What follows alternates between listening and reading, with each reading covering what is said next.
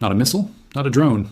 A fully modern, fourth-and-a-half-generation multi-role fighter jet, the Su-35 Flanker E, backed by real-time Russian intelligence that is already helping Iranian forces target American assets in the middle of an active war. As of March 10, 2026, the United States and Israel are in the 12th day of a sustained air and missile campaign against Iran that began on February 28th. Hundreds of strikes have hit Iranian missile production sites, nuclear facilities, air defenses, oil depots, and leadership targets. Supreme Leader Ali Khamenei is dead. Iran has named his son Mojtaba Khamenei as the new Supreme Leader.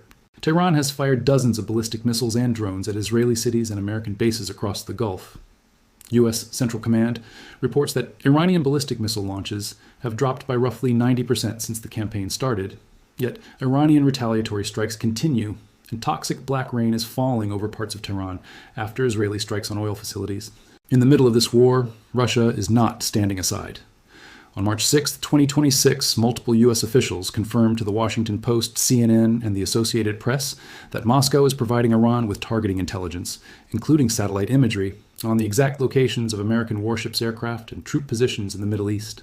This is the first confirmed instance of a major U.S. adversary directly aiding Iran during active combat operations against American forces, and that is only the immediate help. The long-term weapon Russia has already committed to deliver is the Su-35 fighter jet. Leaked internal documents from Russia's state defense conglomerate Rostec and its subsidiary Kret, first published by Ukrainian hackers in October 2025 and verified by Defense and Security Asia, Newsweek, the Financial Times, and multiple independent outlets show that Iran signed a contract for 48 Su-35 aircraft valued at approximately 6 billion euros. Iran is listed under Customer Code 364. Prepayments were completed years ago. The Yuri Gagarin Komsomolsk-on-Amur aviation plant has already begun assembly of the first batch of 16 aircraft.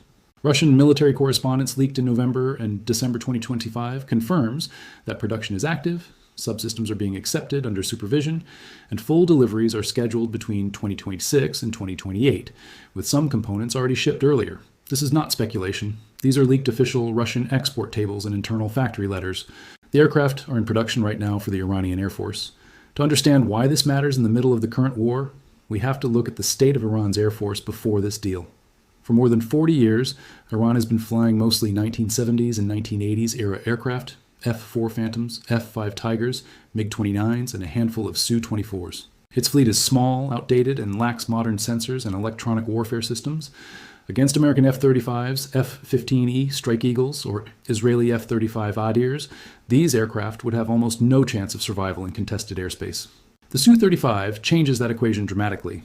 The Su-35 is powered by two AL-41F1S thrust vectoring engines that give it super maneuverability, the ability to perform controlled skids and high angle of attack maneuvers that older fighters simply cannot match. It can supercruise, fly at supersonic speeds without using afterburners, which saves fuel and reduces its infrared signature.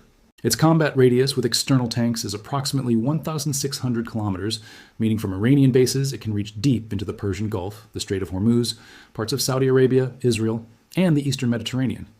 Its primary sensor is the Irbis-E passive electronically scanned array radar. According to Russian specifications that have been independently analyzed by Western sources, this radar can track up to 30 airborne targets and engage 8 of them simultaneously at ranges exceeding 400 kilometers against large aircraft. Crucially, it is designed to detect low observable stealth aircraft at tactically useful distances. Complementing the radar is the OLS-35 infrared search and track system, which allows the pilot to find and lock onto enemy aircraft purely through their heat signature without emitting any radar signal, making it extremely hard for enemy radar warning receivers to detect the threat. Then there is the Kibini-M electronic warfare system. This integrated jamming pod is specifically engineered to disrupt enemy radar and missile guidance systems, including the active radar seekers used on American AIM-120 AMRAAM and AIM-9X missiles. Russian and Western analysts have described the Su-35's overall avionics suite as the most capable export fighter Russia has ever produced.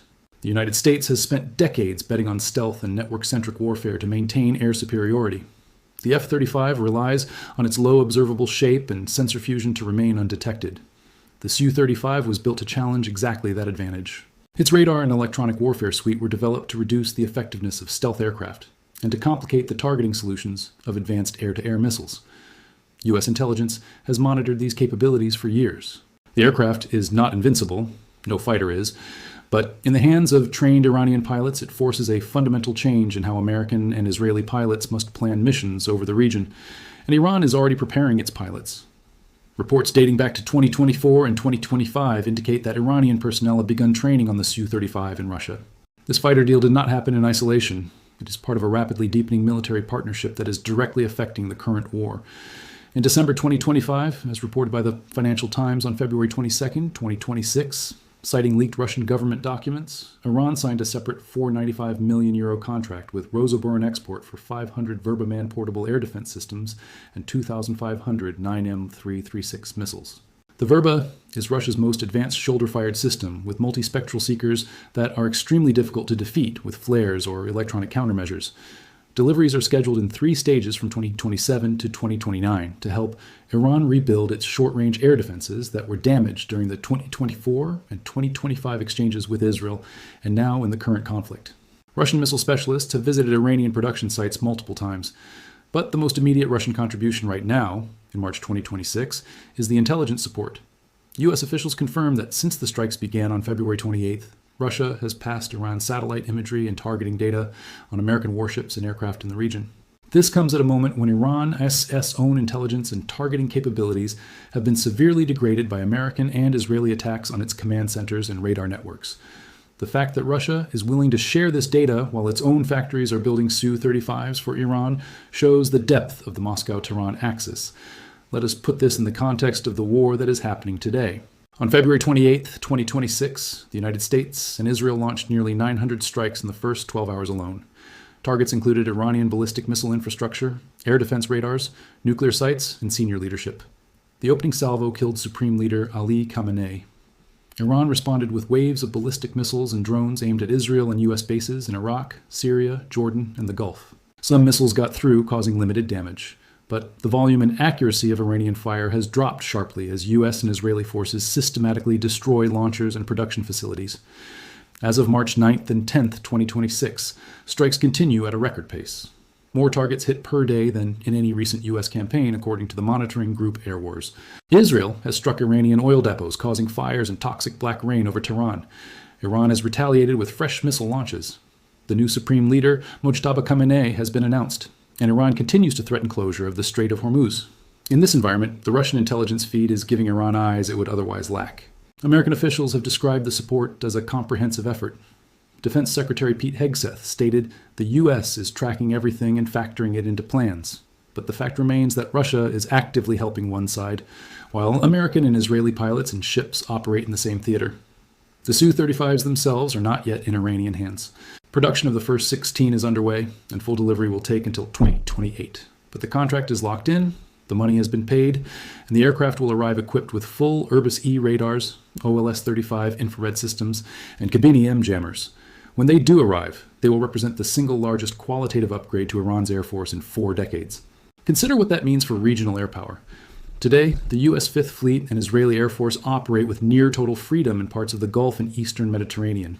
Once the Su-35s are operational, Iranian pilots will be able to contest that airspace with a fighter that can detect stealth aircraft, jam incoming missiles, and maneuver aggressively. The combat radius allows them to threaten tanker aircraft, AWACS platforms, and strike packages far from Iranian borders. This is why the Pentagon has watched the deal so closely. For years, American defense planners have described hypersonic weapons and advanced integrated air defense systems as challenges, but a modern fighter fleet with Russian sensors and electronic warfare is a different category of threat, one that forces the U.S. and Israel to commit more resources, more fifth-generation aircraft, and more standoff weapons just to achieve the same level of air superiority they take for granted today. The cost imbalance is also worth noting. Each Su-35 costs Iran far less than the American aircraft it will face, and Russia is delivering them as part of a broader strategic partnership that includes training and likely future upgrades. Meanwhile, the United States continues to pour billions into maintaining its own qualitative edge. The Verba systems will add another layer. Once delivered, starting in 2027, they will give Iranian ground forces and Revolutionary Guard units a modern shoulder-fired defense against low-flying helicopters, drones, and attack aircraft. Exactly the kind of close air support the U.S. and Israel rely on in sustained campaigns. Russia is not just selling weapons. It is transferring technology, training, real-time intelligence, and a long-term partnership that directly challenges American and allied operations in the Middle East. As of March 10th, 2026, this partnership is already having an effect. Russian satellite imagery is helping Iran locate and target U.S. assets while American and Israeli forces continue their bombardment. The Su-35 production line in Komsomolsk on Amur is running for Iranian customer code 364. The Verba contract is signed and funded. The balance of air power in one of the world's most volatile regions is shifting, and it is shifting while a war is actually being fought. Iran's air force is no longer stuck in the 1980s. Its short-range defenses will soon be upgraded. And right now, in the middle of active combat, Russian intelligence is giving Tehran eyes on American forces that it would otherwise lack. This is not a future scenario. This is the reality on March 10th, 2026. The aircraft are in production. The intelligence is flowing. The war continues. And the one weapon America has no easy answer for is already on its way, with Russian help arriving every single day.